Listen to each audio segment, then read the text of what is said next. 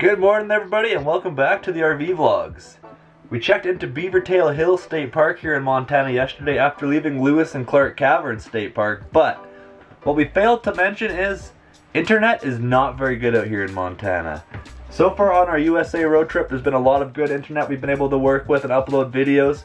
We got in yesterday and it was really slow here, so we uploaded the video and we were hoping overnight it would slowly trickle and upload in. No luck. So instead of relaxing right off the bat here and enjoying a full day here, first things first, we gotta hit the truck, hit the road, and drive on in Missoula way and see if we can get this video uploaded in time. Right, Chloe?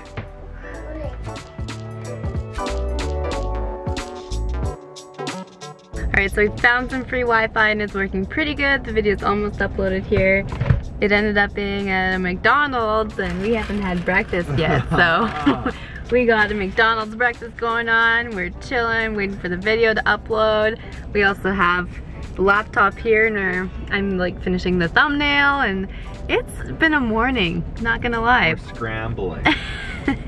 But this is what it is sometimes. Sometimes, you know, like we have data packages and it's worked pretty well so far, but I wouldn't say this is Missoula's fault at all. Like, it's not that they have like bad cell service or bad internet or anything. It's just the situation that we're in now, which I'll get into a bit later about like how we use internet in the States and what we do and everything like that. But I also wanted to tell you about this app that I found. I found it this morning and I wish I found it earlier because it's so handy. Like I said, normally we don't really need to go and find free Wi-Fi for like the videos and all this kind of stuff because we have pretty good data packages, but it's called Wi-Fi map, I think it is, and let me show you. So basically it's just like a map and it shows you all the free Wi-Fi on here. It's just from what people enter in here. So it's what's really nice about it, and don't mind my like cracked screen, it's just a screen protector, Chloe broke it, but it tells you the password to the free Wi-Fi if there's a password, and it also tells you the speed. So for example, like this Wi-Fi says it has 7.3 megs download, this one says 14. So I just went through here this morning, I found the closest exit in Missoula and what was gonna be the fastest internet, and it ended up being the McDonald's. So pretty decent. I would say, like, what does this advertise? It says 58.59 megs download and 10 megs upload. I don't think it's quite as good as that, but it definitely is pretty speedy. So the video, I think, is probably finished now. We're gonna finish our breakfast and then head back home. Also, side note, I don't need anybody freaking out in the comments. We fed Chloe before we left and she's eating apple slices. Ooh. No chicken. No chicken. Why would we ever feed her chicken?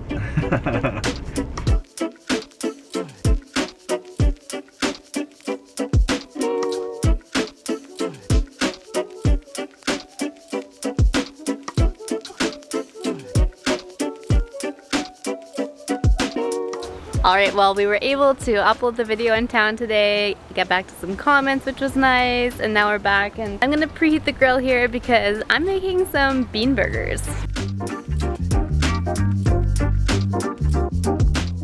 Alright, so internet access and cell phone plans while RVing. It's something that I did quite a bit of research on before our 100-day USA road trip because if you didn't know, we're Canadian and we're traveling the States for 100 days and we needed a solution to have internet on the go. We couldn't just rely on public Wi-Fi because a lot of the times we're just at our campsite and we need to be uploading videos and, you know, just day-to-day internet things, researching things about campgrounds. So we needed a solution for mobile internet. After a whole bunch of research, I pretty much found that there was like a couple of options for us. One being we could get like a data only package and put a SIM card into a hotspot. We didn't own a hotspot or like a MiFi or whatever those are called, so it would have been another expense that we would have had to add on, so we decided against that option. Another option that has recently come up, of course, is Starlink, which would be amazing, but we don't have that kind of budget, unfortunately. And right before we went on our trip, it wasn't an option yet anyways, so we decided to opt to just upgrade our cell phone plans basically and get new cell phone plans that would just give us a whole bunch of data that we could use, and then we could use our phones as hotspots if we wanted, you know, to use the laptop or an iPad or something like that. And it has worked really, really well. Fortunately, my cell phone is on a TELUS plan, and I was able to upgrade my plan. I think it was like $20 more or something than what my plan previously was in Canada. And I got to keep my Canadian cell phone number, and it gave me unlimited calling and texting to both Canada and the States. So it's really nice, you know, keeping up with family, keeping up with friends, and using my same phone number to keep up with them, but then also being able to call in the States if I need to make any calls or anything like that, or calling Luke's new phone number. So Luke, he's with Kudo, and he didn't have the option to upgrade his plan like that, so we ended up just getting him a new SIM card through AT&T. We just went to the office and made it simple, and he got like the unlimited $65 a month package or something, so he has unlimited data. So basically with our plans combined, we're pretty covered. One really neat thing about my TELUS plan that I'll talk about too is that it doesn't choose a specific provider. Being that it's a TELUS plan from Canada, they have, I guess, an agreement with different companies or something, and I'm able to connect to Verizon, AT&T, Sprint, T-Mobile, and even some other random ones that just like pop up sometimes. Basically, I just go into my phone settings and choose a network provider that I want to connect to, or you can just choose to automatically select the best one. So that's been really great. We haven't really been out of cell phone coverage unless there absolutely is no cell phone coverage. As long as somebody is providing in that area, I'm always able to connect to that provider, which is really, really nice. So if you are Canadian coming down to the States and you're looking like, how am I gonna get a cell phone? How am I gonna get a data package? Like, what should I do? Always check with your existing provider. I know Rogers has a similar deal where they have a US-Canada package that you can put your phone on and go from there, and it's really, really convenient to do that. Anyways, I think my grill's hot now, so let's go cook those bean burgers. So this is the mixture I've got going on here. Basically black beans that are kind of mashed up, some portobello mushrooms, some broccoli, onions, garlic, seasoning, Parmesan cheese, panko breadcrumbs. I just mixed it all into here, and then I'm just gonna make balls and put them straight on the grill. This is like one of my favorite recipes ever, and I haven't made it for so long. The last time I actually made it was when we were on Vancouver Island in Tofino, which was beautiful, by the way, but I made it on the vlog there, and it was so good. It worked so well, and I haven't even made them since. Maybe because it's a little bit of a process to mix everything together and cut everything up really small, but it makes a huge batch, so this will last us like forever. Not actually, but I'm gonna make some like little patties and freeze them in the freezer so that when you want an easy meal, you just grab them in the freezer, throw them on the grill, and you're ready to go. I will mention too, in case you didn't know, if you're not a regular here, we're not vegetarian or vegan or anything, but these burgers just taste so good. Like, I prefer them over a regular burger. It's that crazy.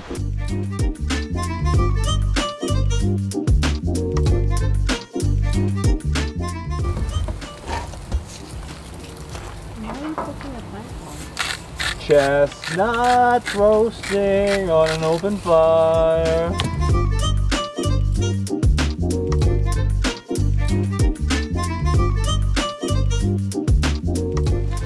I also got these like cheese Kaiser rolls. They look delicious. And just a little tip, I'm pretty sure my brother told me this, but instead of buttering your buns, put mayonnaise on, and they get so like crispy, toasty, flavorful. It's great.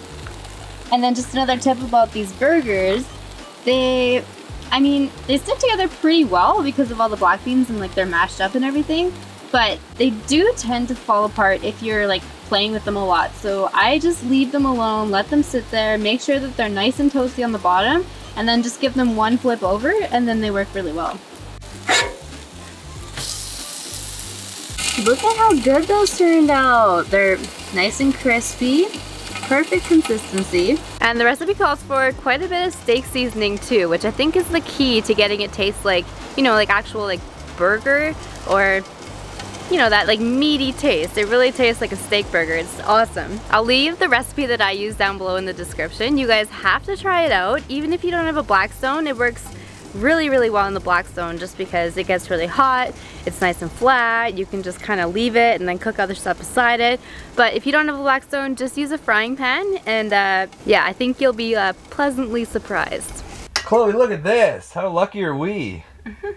Alysha said she already mentioned it, but I can't believe we haven't done this again since Pacific Rim, which would be almost 2 years ago now. These are actually delicious. It is a pretty tasty option, and I mean, I guess there's probably a whole lot more Beyond Meat alternatives you could buy out there now anyways, but you gotta try Alysha's recipe sometime if you haven't tried this out yet, because it works out phenomenal. On the topic of internet and phone plans as well, Alysha mentioned to me that she forgot to tell you guys that after we go over our data amount, we get throttled, but we still have unlimited. So that's why it's a little bit slower. Unfortunately out here, it's throttled and we're a little more rural, so maybe it's a bit extra weak, and we weren't able to upload overnight. So when in doubt, we have to go to town. We've done that a few times on the trip, of course, as I'm sure you can imagine. You see the RV life, but you don't see the YouTuber life always, where we're kind of struggling for it. I would be curious to know how Starlink's working for everyone out there. I know a lot more people are switching to Starlink right now. It seems like everyone who's in the RVing community and the kind of working mobile is switching to Starlink. So who knows, perhaps in the future we'll switch into that as well. Also, side note, can you see this scratch here? When Alysha was cooking, I was playing with Chloe, and she plays rough sometimes. She's a little scratcher. Dang, so don't mind me having claw marks. I also realized we never showed you our campsite here yet officially at Beavertail Hill State Park. It's about half an hour outside of Missoula. It's 2 hours west of the Lewis and Clark Caverns, so it was a nice easy driving day for us to go from electric site to electric site here. It has electric, it just doesn't have any other hookups beyond that, and there's no sandy dump station here, so keep that in mind. They have a water hose to let you fill your water with, but if you have to dump your tanks when you arrive, you can't. So do keep that in mind if you want to come here, but we actually really like it here. There's a river down there we're gonna go check out tomorrow and once we're settled in a bit more, but as you can see, we got this just giant grass pasture of nothing behind us there. We have our site in here, and let me show you in front of this real quick.